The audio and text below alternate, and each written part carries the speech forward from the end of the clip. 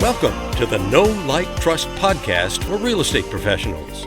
In this podcast, you'll discover what it takes to establish know, like, and trust, and connect with the right people for success in real estate. If you're a marketing strategist, real estate agent, or another professional in the real estate space, and you're interested in building a referral-based business, you're in the right place. Here are your hosts, Betty Russo and Christine George. Welcome to the show, everyone. I'm Christine George. And I'm Betty Russo. Listen, we're taking our podcast today in a totally different direction. Christine, I don't really understand what's going on here, but we're talking about plants today. Plants. It's all about green, what is happening? Flowers, all of it. So yes, we're definitely talking about, we're not going to talk about real estate today, but we are going to talk to the spouse of a kick-ass real estate agent. And everything we're going to talk about is totally relatable to real estate. So I'm really, really excited. Today, we're talking to Christine Mandese. And she is the owner of Plant Girl Shop in East Greenwich, Rhode Island. And let me tell you the reason why I wanted to have her on today. So like so many of us in the post-pandemic era, right? Like we've all it was like a bomb that hit us, right? What the heck? We all started to rethink who we were, what was important, how we wanted to spend our time, what we wanted to be doing day to day, how we could support all of that. And Christine decided to pursue her passion for plants and make a huge leap from her steady, stable job as a principal in an elementary school to open a Plant Girl Shop and called the Plant Girl Shop. And holy cow. Wow. Right? Go girl. Even hearing it, I'm like, what? Right. And it's like booming right now. And I can't wait to hear about how she's done it. We're really going to talk about, first of all, why she did it, but how she made it happen and how she's become so successful because, anybody who's looking to get into the real estate business as a new agent, or if you are a team or somebody who wants to break out of a team or somebody who wants to start your own brokerage, no matter what it is, we want to hear, about the struggles. We want to know, the struggles I think are still the same when you start your own business, right? So welcome, Christine. Thank you so much for joining us. Thank you for inviting me. Yeah. Wow. Welcome. I'm so impressed by all that you're doing. And I can't wait to dig in. First, Christine, we have two Christines here today. Christine Carlo George. I'm calling you Cece today, if that's okay with you. Yep. Just to differentiate, if you don't mind. I love it. Christine, I love this, but it had to be a huge decision for you and your family. What prompted you to leave a secure, stable position to open up your own business? It's a big question. With a lot of factors. Oh, wait. Can I ask you one question before you answer that? Yeah. The name. Just build that into this too. Like the name is so cool. Plant Girl Shop. I love that. You'll have to tell us how you came up with that too. Okay. I will. Absolutely. So I never was really into plants or flowers up until the last few years, which blows my mind. But like during COVID, I started to collect some plants just because we were home so much. Schools were out and I was trying to principal from home and take care of my kids. But then I was like, I like kind of having that nature inside because I was home so much. I felt like a bland kind of house before. So my collection grew and grew and grew and really just loved having that energy with plants. And then it kind of transitioned to the flower world when I was asked to help at a wedding, do some florals. So then I kind of quickly entered the floral world and I tried my best to finish out the school year as a principal this past year. But I got so busy by January, February with plant events and weddings that I was not able to end the school year. So I left my principal job in March. And yes, it was a very hard choice because I couldn't really say we were like gonna cut things out of our life because we have a established house in East Greenwich. We have 2 kids. They're in gymnastics and baseball. My husband's a realtor, clearly. So we don't have, my income was the stable income with the great health insurance. So we were going to lose all of that. So I really worked on projections and what I would have to earn every month, what I'd have to make with my plants, with my flowers, where I'd have to be, what I'd have to do. And I didn't take any loans or any money to get there. I just set forward goals and I made sure I checked them off each month as I got through things. That's literally what I did. So I always say that I'm like a crazy person. I have my lists, I have my vision boards, I check things off. I make sure I'm in every place I need to be to hit that goal. Wow. And then the Plant Girl shop name, I really was just, somebody was calling me like Plant Girl. And I was looking at all these like planty names, whatever. And I was like, I'm just going to do Plant Girl shop. Like, cause it's just, that's awesome. It makes sense. If I'm the plant girl and I have all plant girls working with me, and then my husband's called Plant Boy, who also works there. So, we just go with that. That's oh great. my God. I love it. So, let's go back. You talked about, you were going to leave your steady job, your income, and the security of the benefits. And when you have a family, those benefits are critical, and your retirement as well, all of it. So that was a big scary? Position that you had also. Like, yes, you're a leader.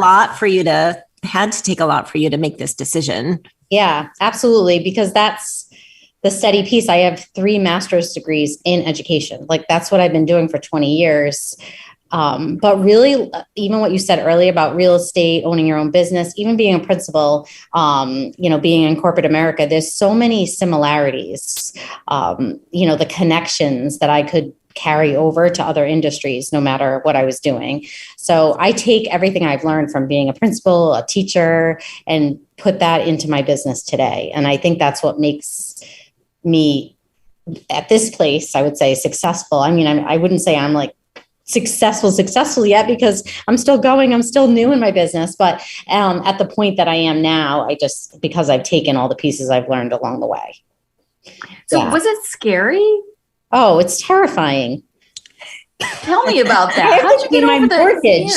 I have to pay my mortgage. So I'm literally looking at my bank account being like, okay, I need to make sure that I can get to this number. I have to do these 3 events and make sure I make this amount in order to pay my mortgage at the end of the month.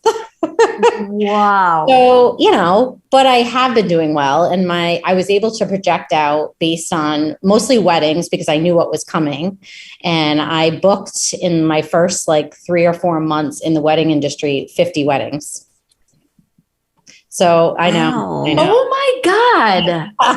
I never as a principal took a lunch. So when I started Plant Girl Shop and I went back in September, I was determined I had to take a lunch every day. So I took a lunch break. I went to the car and I worked on Plant Girl Shop. So I made polls. 50 wedding, Christine, 50 That's weddings. Amazing. Yeah. Yep. It just was a nonstop drive. Just like in real estate, I feel like Justin and I have a lot of conversations around follow up, and I have my kind of referral base that I go to, how I ask for referrals, like how I work with clients, the importance of my communication with them and keeping track of that communication. All of that I think has helped me grow. I've had so many of my weddings are, even if I haven't done a bride's wedding, she's referring me to her friends just based on our conversations. That's amazing. Yeah. So it ties into real estate. It's all related. It is, absolutely. And we want to dig into that a little bit more. but Okay. I just want to back up to the beginning. Okay. So when you first realized that you were onto something and you decided to make this your business, follow your passion and all of that, and you opened up shop, like, what was it like initially? How did you start? What were your beginning steps? And what was your progression like? Okay. So I started on social media because I knew I could get to the most amount of people through Facebook and Instagram. So I just started posting plants and videos on plants, how to take care of plants, how to keep them alive. I did Instagram lives. I reached out to some other, plant people in the United States, and just kind of, we did some live chats together, just very like informative and talking about new plants that I had. And then I did some pop-up events. So I went to like a local East Greenwich, like outdoor kind of, I wouldn't say a yard sale, but just like one of those events where there's just people around, and some shopping. I did some woman markets. So I just started like small like that, just doing pop-up events and featuring plants, but really talking to people about how to care for them more than just selling a plant. Mm-hmm. So I did like even house visits. Really at that time, I would do anything just to get my name out there and just try to get more and more customers. Mm-hmm. And then I really just built from there. I built my email base, my, clients that I was working with. And then I started some parties because people were like, oh, we should have my friends come over and make succulent bowls. So then from there, I started to do some plant parties. And then I just kind of like, when I started to get, okay, this like putting feelers out there, and like what I was getting some good feedback on, especially through social media, like, ooh, this is like, people are liking this idea. Or I'd put out in stories, like, would you like to make a succulent bowl or a mini plant bowl? Like things like that. And then whatever I got more of, then I posted, we're going to do a mini plant bowl. Wow. I reached out to like restaurants to do events. So at the patio on Main Street, I reached out to them and said, I'll come to you and bring customers on a night you're not busy, and we'll make flower arrangements or plant bowls or whatever. So I did that a lot. So I just tried to I read a book once, was like, get 100 people to love what you do. So I was like, I was going to get to my 100 people. What a great idea. Yeah. So if I can get 100 people to love what I do, believe in me, come to events, then they'll tell all their friends, and they'll tell all their friends. That's brilliant. 100 people.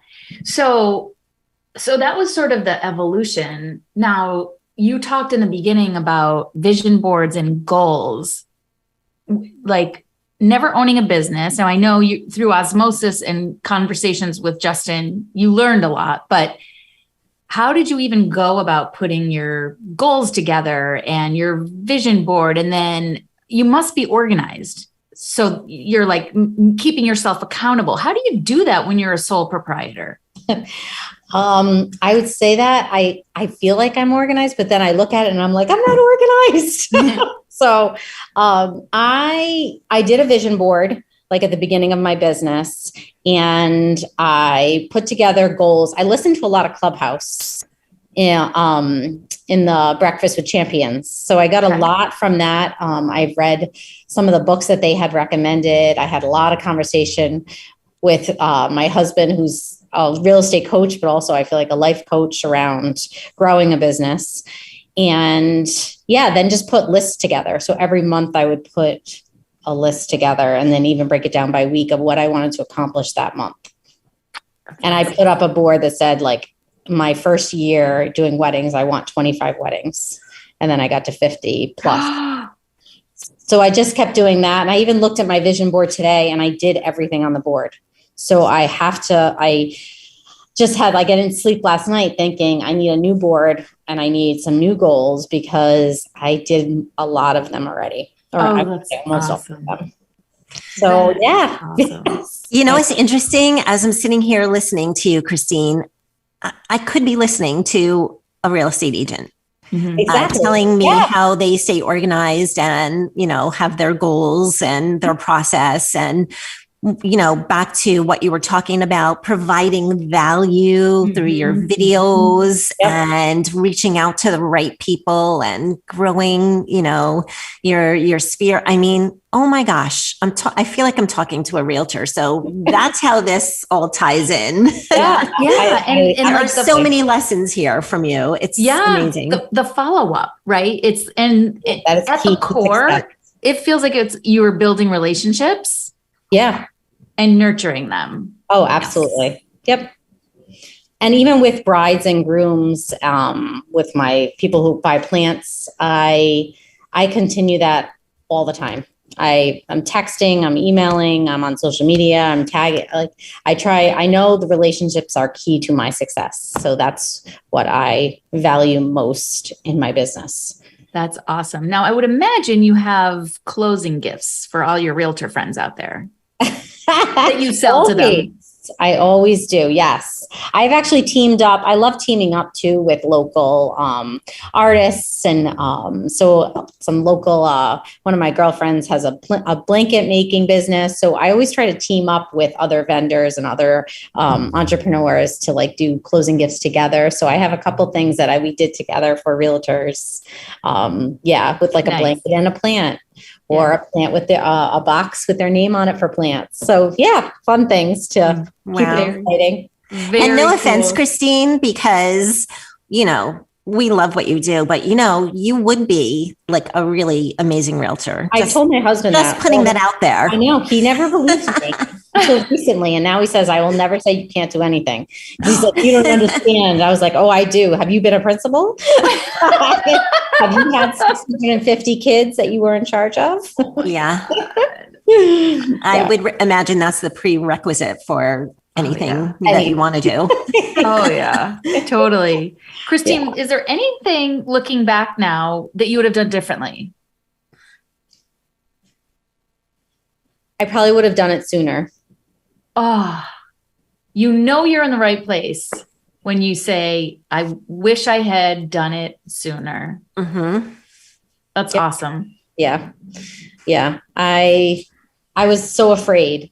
And I think what also pushed me over over was like the health insurance was my last final, like that I was holding on to, like, how could I not have good health insurance? And what I consider good, like the only thing I've ever known. And, it was on Clubhouse. It was an episode about like starting your business and leaving your corporate 9-to-5 job. And somebody said, if you're not leaving for health insurance, then you need to relook at who you are and what your business is, because that isn't the reason that you don't leave. Like, then that means you don't have faith in what you're doing and your overall business vision. So I looked at that and said, yes, like, why am I'm staying for Blue Cross Blue Shield? What? Yeah. No. Good for you. Yeah. And so that kind of brings me to mindset. Mm-hmm. It sounds like you're saying, a lot of it has to do with your mindset. Absolutely. Yeah. That I won't take no for an answer, that I'm driven, that I will, do everything it takes to get there. Yeah. I just listened to another podcast about keeping your name tag from that 9-to-5 job you didn't want and that you left right at your new desk.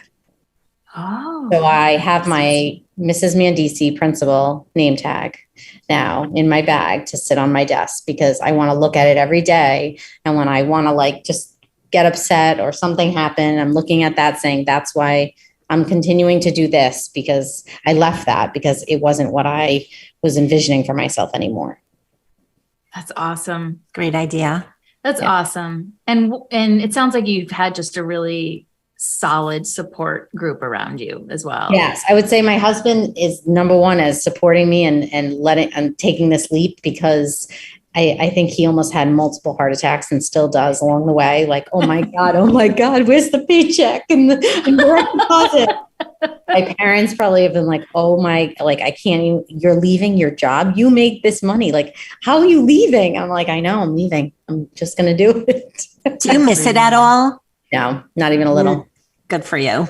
No, I missed I would say the kids a little and some of my staff, some of that, because I was around so many people all the time that this job, when you're, an entrepreneur, you're not around as many people, I would say. Like I have my customers, but it can get a little lonely. I would say I miss the social aspect more than anything, but I make up for it in other ways. Yeah. I can't even remember when I was doing the job. So it's just completely.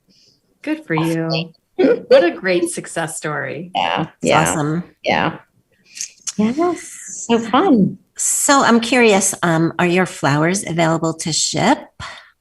So I deliver throughout Rhode Island, some of Southern Mass and into Connecticut, but not shipping. So that's an area. And I've even thought about that with plants, about the whole shipping world. Yeah. It's like a different entity to take on as far as packing.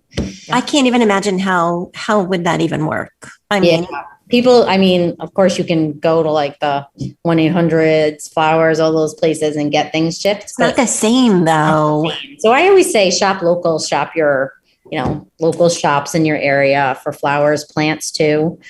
You're just going to get more of a unique experience and we can help you along the way. If you need anything as far as taking care of them versus going into a big box store and you're not going to get that same experience. Absolutely. Mm-hmm. Agreed. Yeah. Agreed. Wow. Cece, what else do you have for Christine? Well, anything?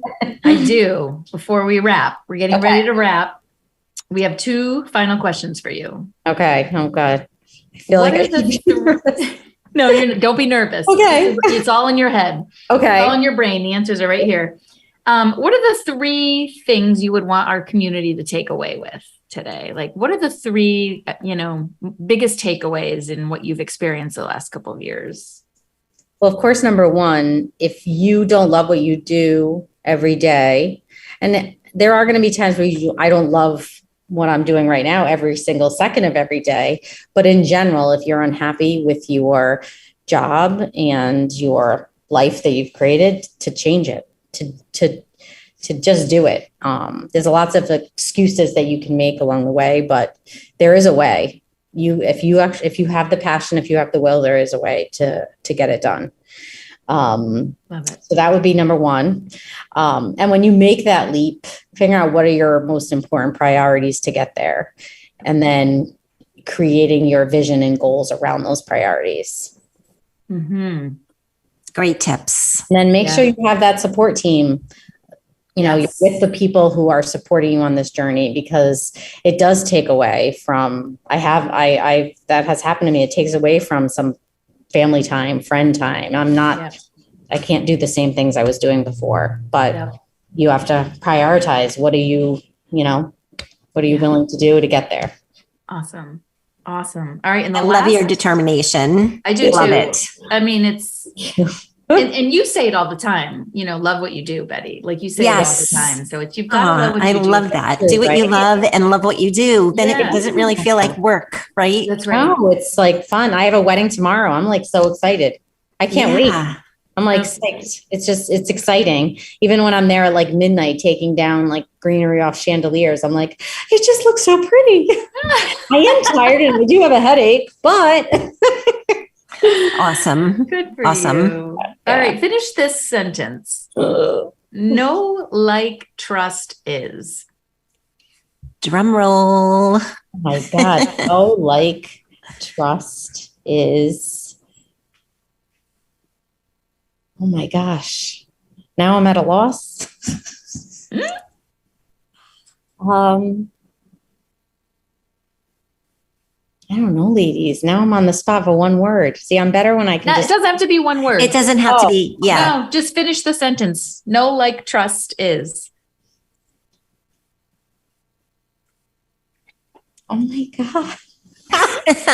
Well, you said it before. It's the key to your success. Yes, I guess. Yeah. So is the. Because people need to know, like, and trust. Yeah. Of making in yourself. So key, like, trust in yourself and your kind of goals of getting there. Yes. believing in yourself. Absolutely. Love it. Yeah, I freeze up at the end. I'm like, oh, what? You're awesome. Oh my God. Love it. I love having you here. How do we find you? How can our listeners find you? So I'm on Instagram, Plant Girl Shop, and Facebook, Plant Girl Shop. But locally, our shop is right like 2 doors down from Huck's at the end of Main Street in East Greenwich. So 4632 Post Road. And then our website, plantgirlshop.com. Awesome. I'm writing all that down. That's awesome. I need to follow you because I'm a killer of plants. So you can teach me something. Yes. We'll do all that and see all of and I add in some family stuff in our Instagram too, just to keep it, relatable. Exactly. Yes. Yes. Awesome. And same thing about real estate. Don't always post your open houses. People want to know you're a person too. Yes. 100%. Yes. 100%. Christine, this has been awesome.